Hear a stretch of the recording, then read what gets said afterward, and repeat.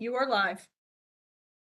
Well, welcome everyone to our GNC committee meeting today. I'd like to call the meeting to order. And then I'd also like the secretary to please call the roll. Thank you. Committee Chair James. Present. Regent Bloom. Present. Regent Porth. Absence is noted. Committee Chair James, you have a quorum. Thank you.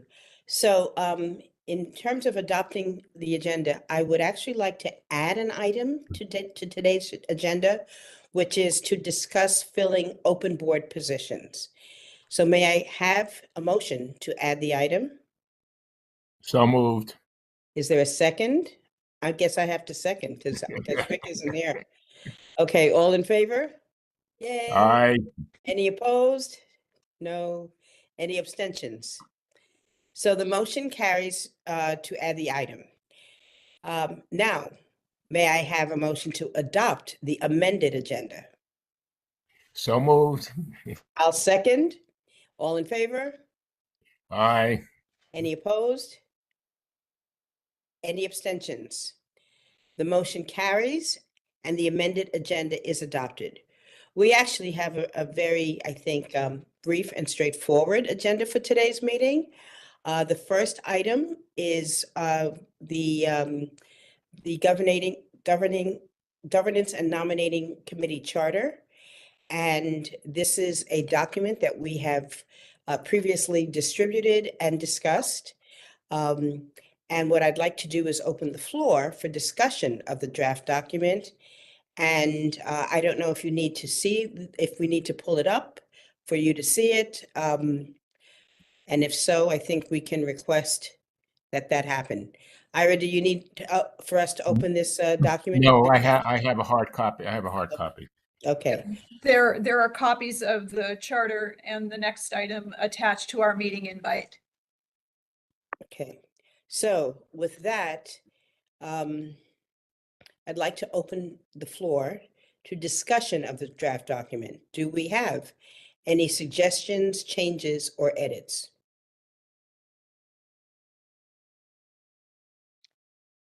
Ira, anything from you?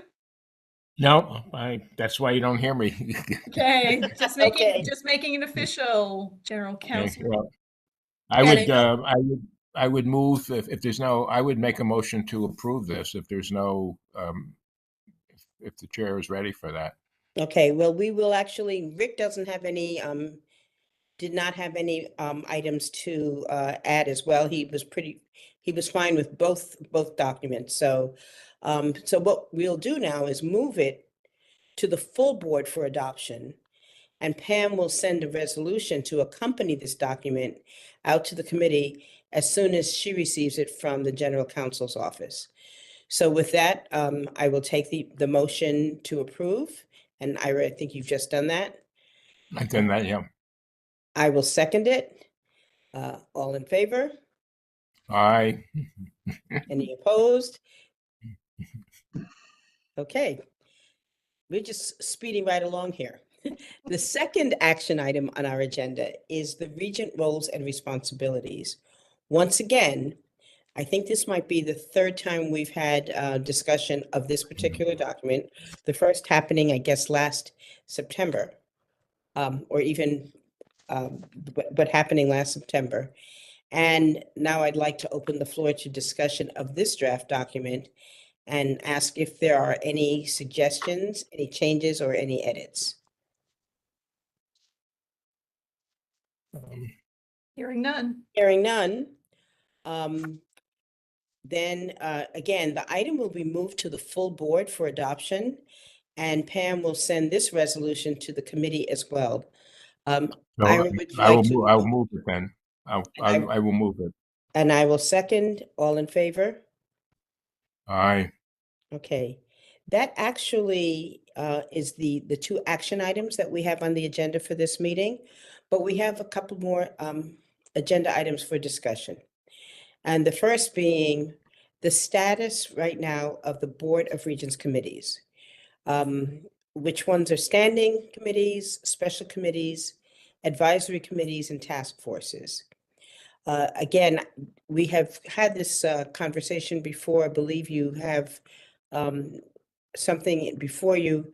At the moment, the standing committees are the Finance Committee, the Human Resources Committee, the Academic and Student Affairs Committee, the Governance and Nominating Committee, and which one did I You got miss? 2 more: audit The Audit Committee, yes, which is and chaired by- technology.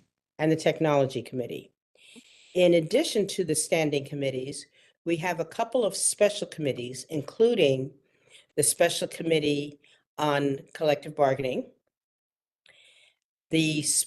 Well, I think those are the two, that's the special committee. We have some task forces. Correct.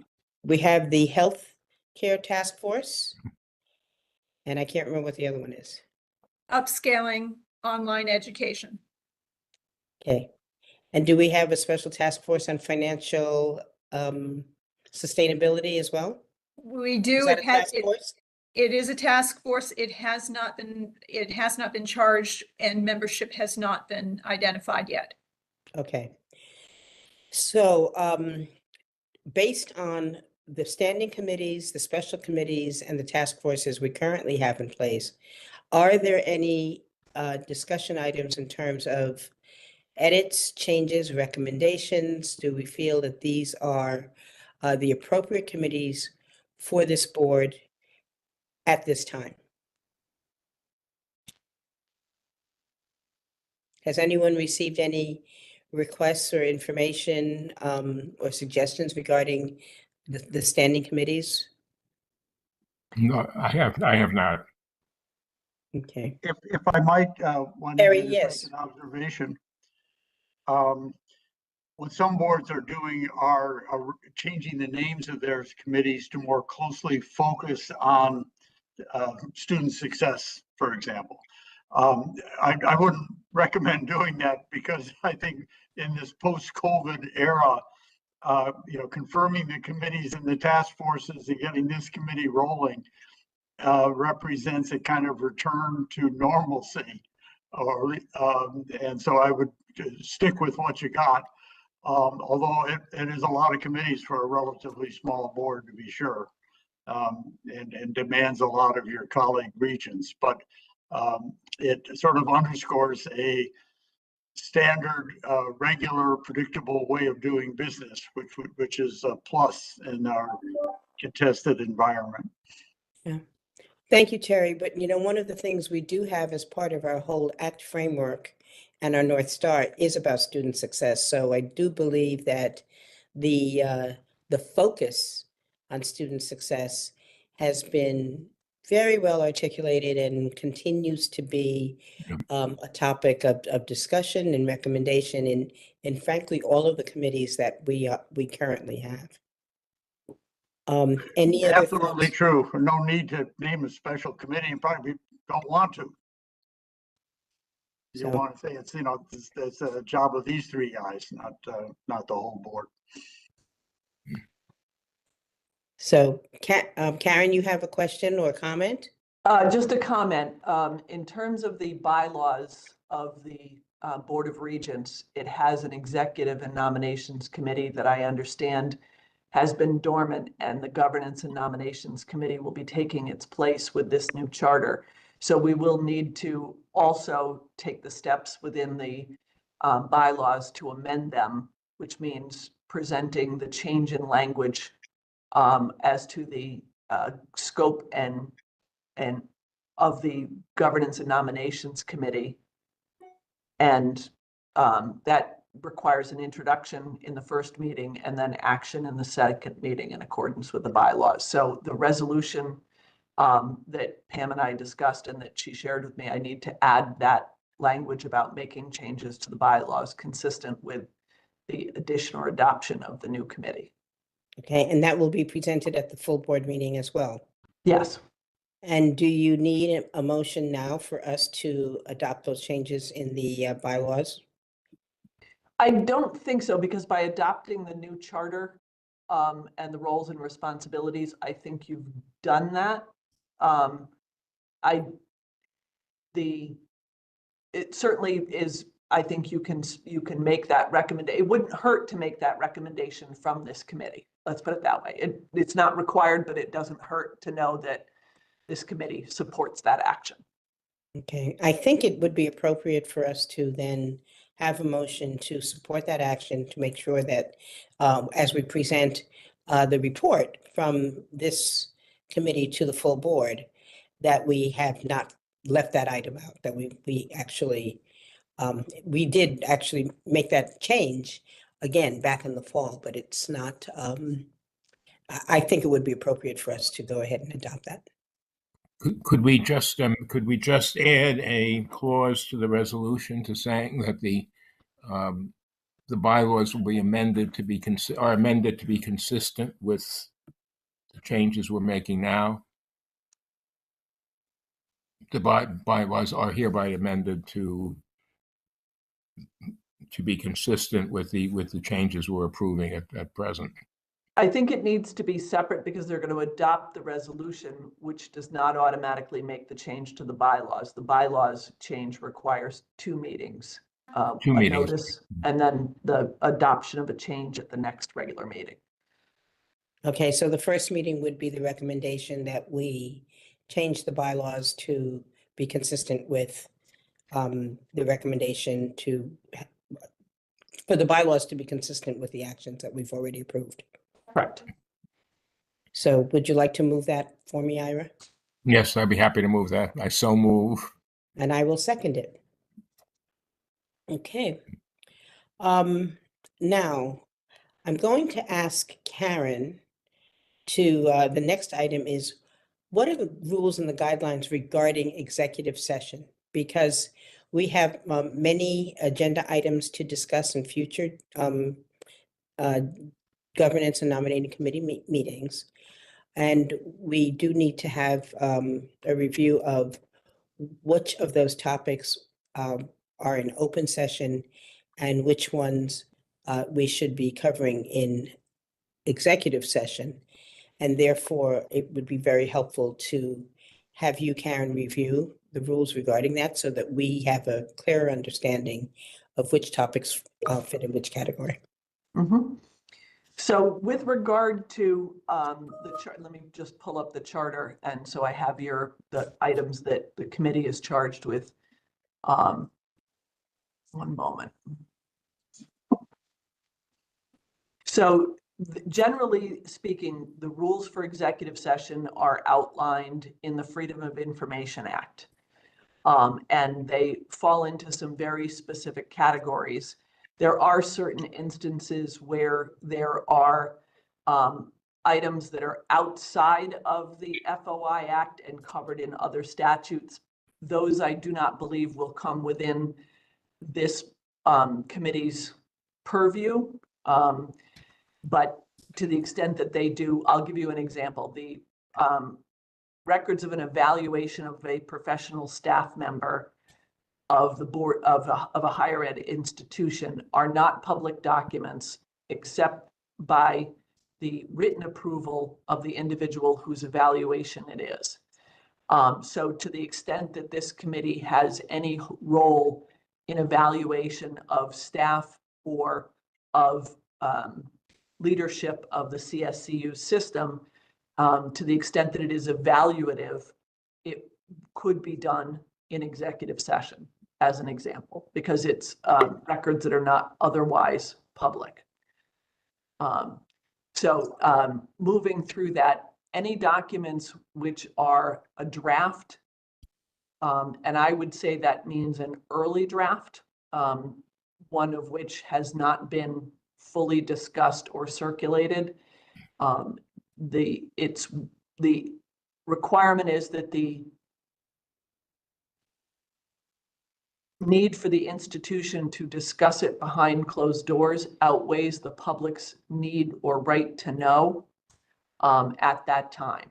And so an example of that would have been or could be where you're looking to reorganize the institution and it will result in some number of layoffs or other decision. Now, this may or may not be within the purview of this committee, but I'm giving it as an example. And so as a result of that reorganization, the people whose jobs are impacted would hear first at a public meeting before any final decisions have been made on the restructuring of the particular element.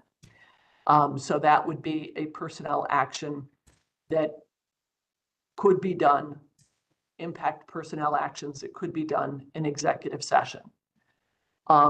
If you are talking potentially about members of the board whom the individual committee members are recommending to serve, and that individual has not been spoken to yet.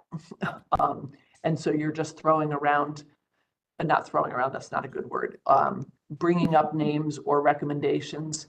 I think that is not something that would be done in public because it is a type of personnel action as a recommendation to the members, whether it's a committee recommendation in terms of somebody going and having a conversation, or they think that's a good person or not a good person and the reasons therefore. Again, the review of the bylaws, to the extent that it's a draft and you're discussing what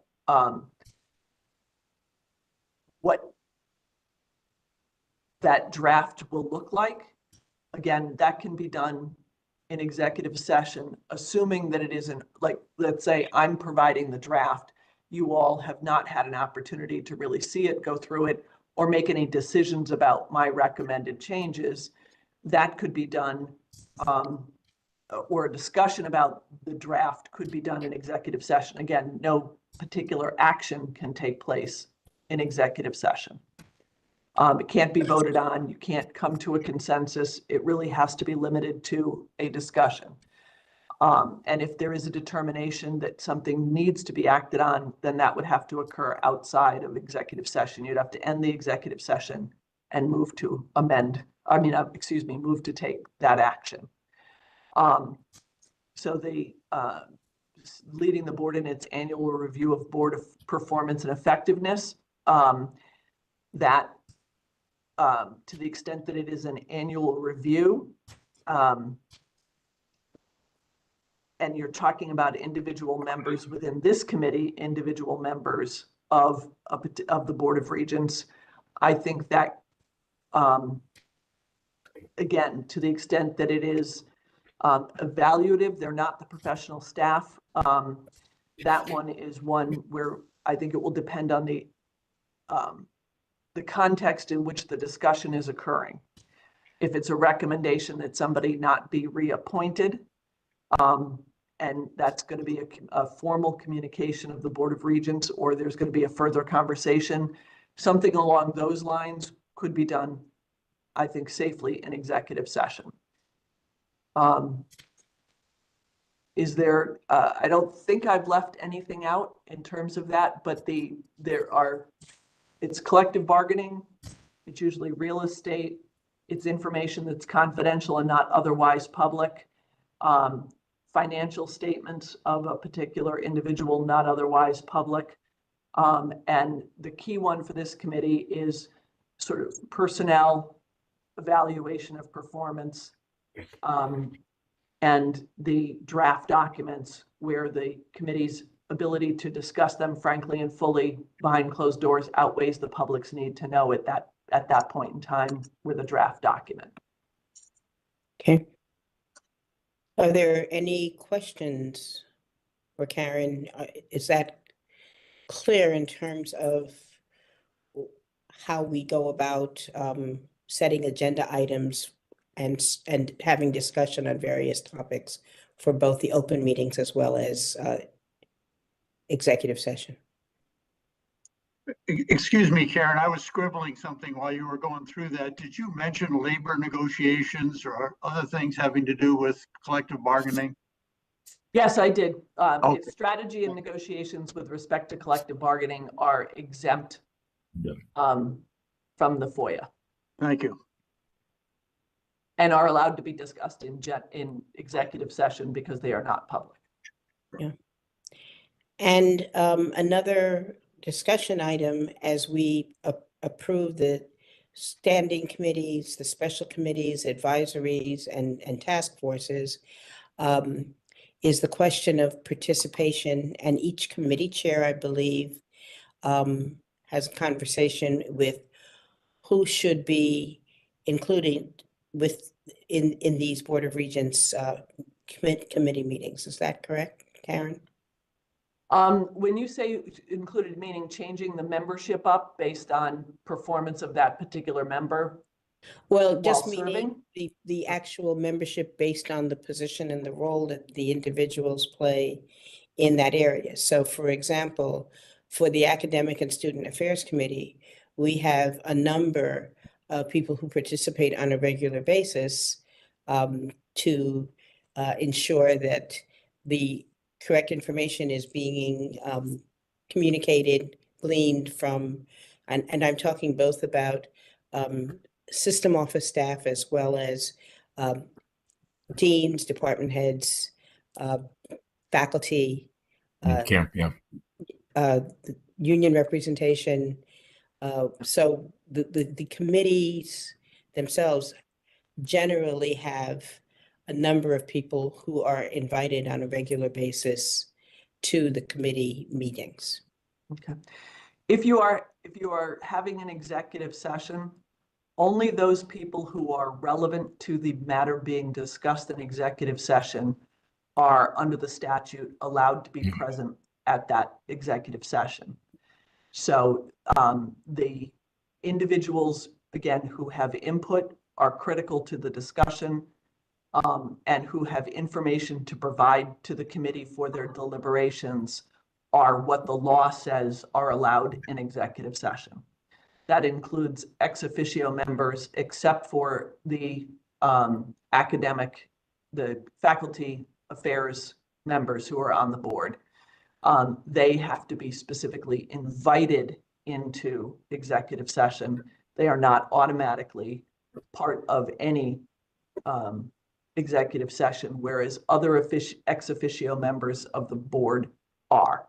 Those two ex officio members, to the extent that they regularly go to, say, academic affairs, or they may come to this committee, they are not automatically part of executive session under any circumstances.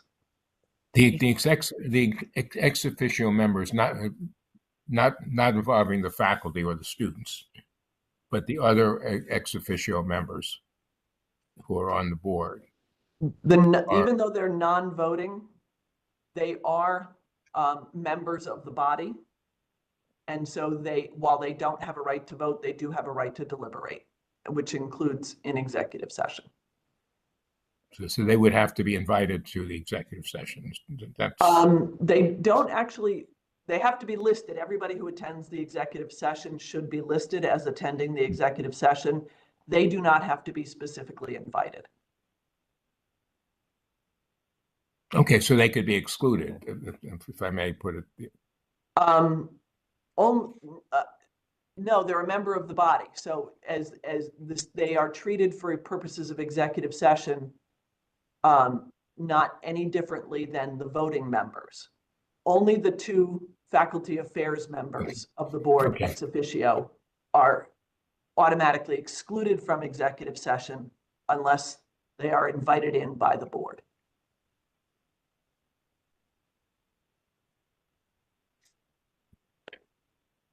I maybe made that sound more complicated than it is. My apologies. No, I think you've made it clear. I think it's clear. Yeah. And with respect to the Governance and Nominating Committee, this is really the body of people that are generally invited to Governance and Nominating Committee. However, as the committee evolves over time, there may be discussion about, particularly on different topics, including others to be part of the discussion or to be invited to the committee. Is that correct? Yes. Okay. All right. So the next agenda item, so this is, again, it's just for discussion at this point. There's no action to be taken. But we do have one more item to discuss, and that is the number of open positions we currently have on the board and how we want to go about sort of, creating some type of a profile. We have a list of the current board members, their experiences, which part of the state they're from, and we have begun some preliminary discussions to say that, for example, I don't think we have anyone from the northeastern part of the state. And we would like to make sure that we have that geographic area represented. We also, with the departure of Jim McCarthy, the only other academic that we have on the Board of Regents right now is Ira. And we believe that we could be and should be augmenting the board with someone that has academic experience.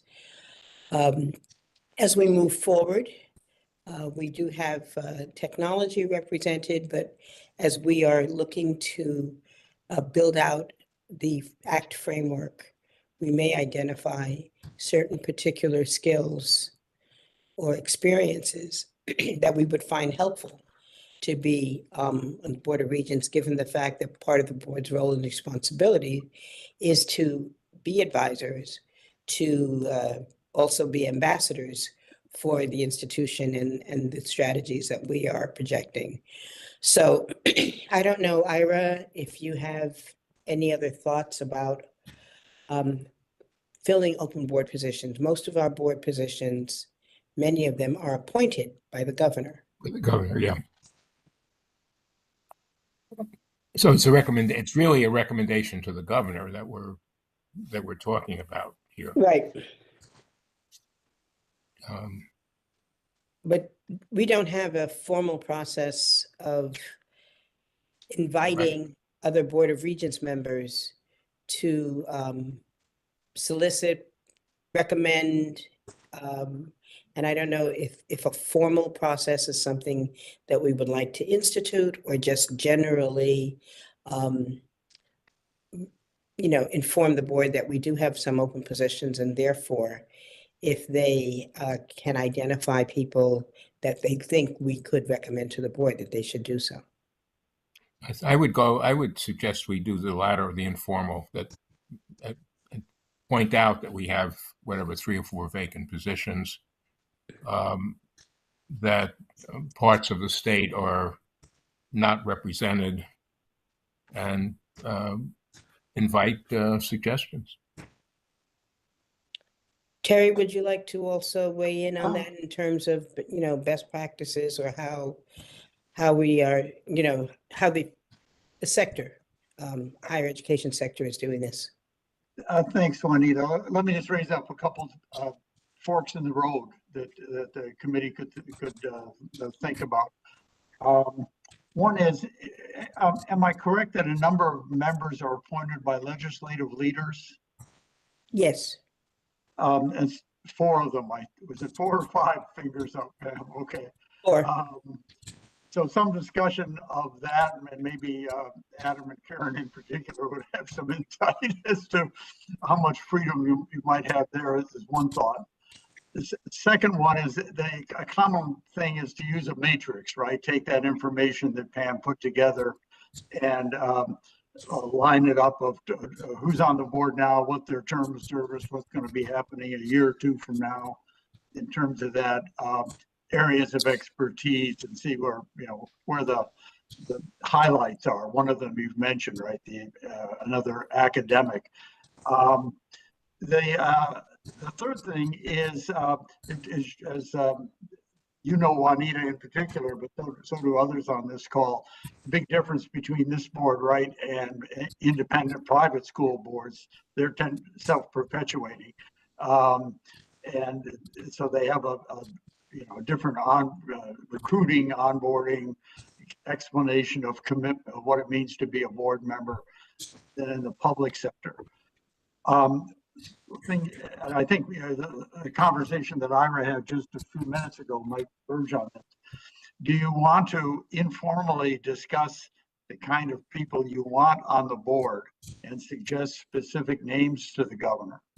Maybe have 2 or 3 regents do that, rather than just kind of opening up to and taking your chances. It would move you a little bit in the direction of kind of board loyalty and relationship before they even come on. But I'm thinking Adam and Karen, who know that part of the state better, certainly better than I do, is whether or not that's a good idea, or whether this governor would listen carefully to your recommendations.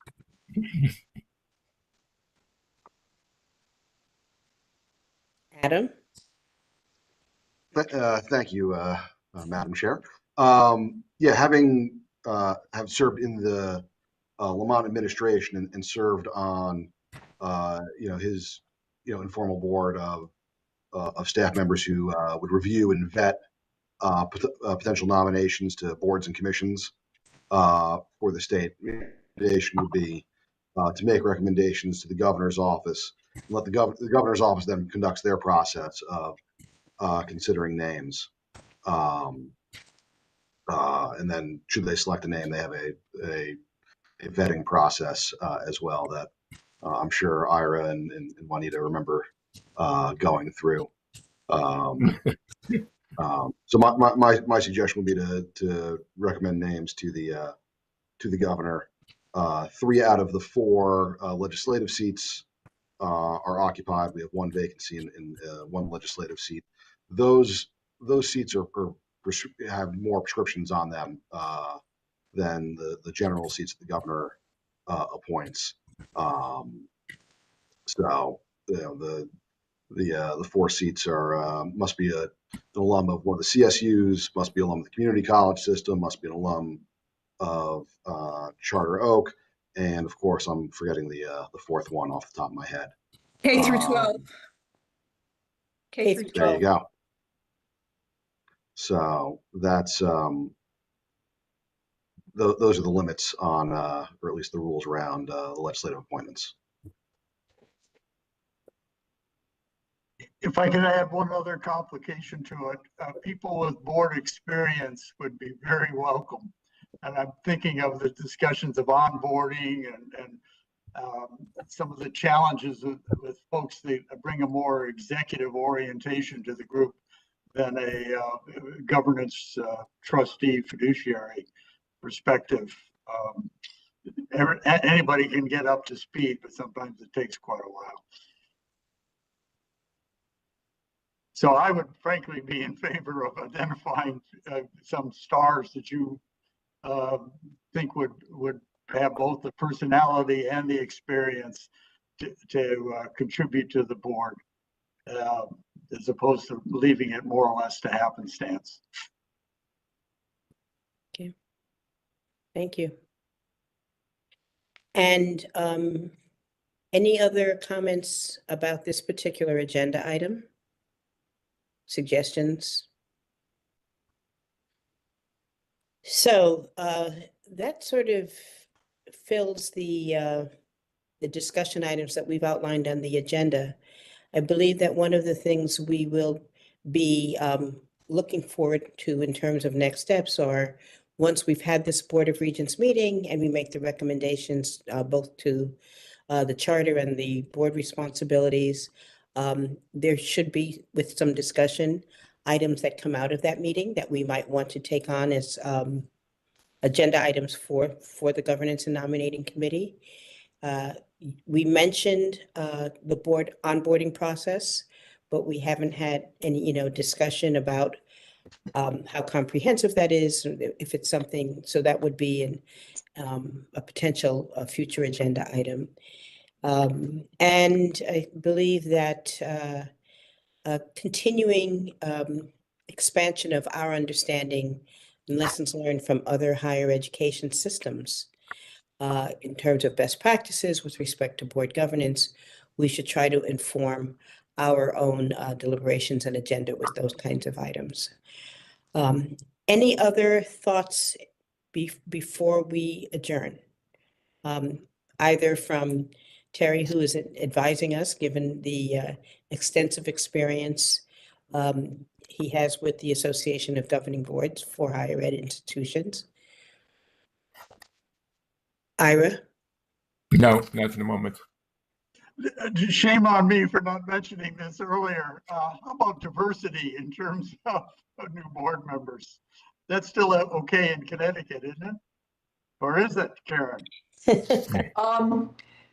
There's a lot of movement in that space and unclear. I mean, certainly there is no, the way they define diversity in our statute is very broad, backgrounds among other things, but it remains to be seen what will occur to us with regard to funding as a result of that and the Dear Colleague letters that went out last week. And so I'm trying to jump on with our AGs on some of that as we speak.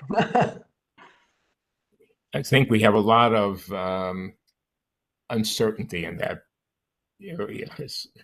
I mean, I've read some of these documents, and I think we're going to have a number of issues that this committee or one of the other committees or will have to struggle with in the relatively near future. Unfortunately, yes.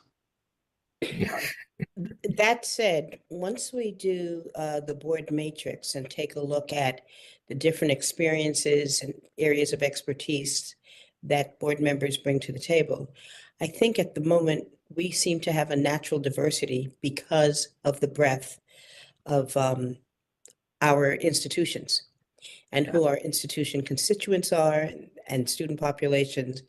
And given the fact that we want board members to be in a position to provide advice and counsel for our strategies and how we serve our constituents, I think there's a natural built in that is what we do without necessarily, if we saw that there was something really missing, for example, if we had no one, under the age of 40 or something along those lines, we would say, well, we might be missing something, but we have our student regions that are represented. So, and we do look for geographic as well as other areas and lived experiences. So I think that even though we have a lot of things coming down, external pressures that we don't understand,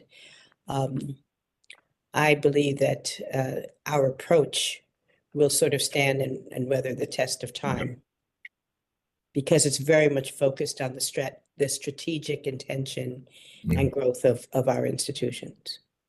Irrespective of a mandate or a prohibition, right? Right. Exactly. Okay. Well, we have a short meeting this time around because we're just getting started. I'm sure as time goes by, we will have more discussion items, but unless we have any other questions or topics for discussion, I will call for a motion to adjourn. Are there any other topics, questions that we would like to discuss before adjournment? Hearing none, I will ask for a motion. Thank you, Ira. So move to adjourn. And I will second that. And we will probably schedule one more special meeting before we go to our quarterly. The intention is for us to have governance and nominations committee meetings on a quarterly basis.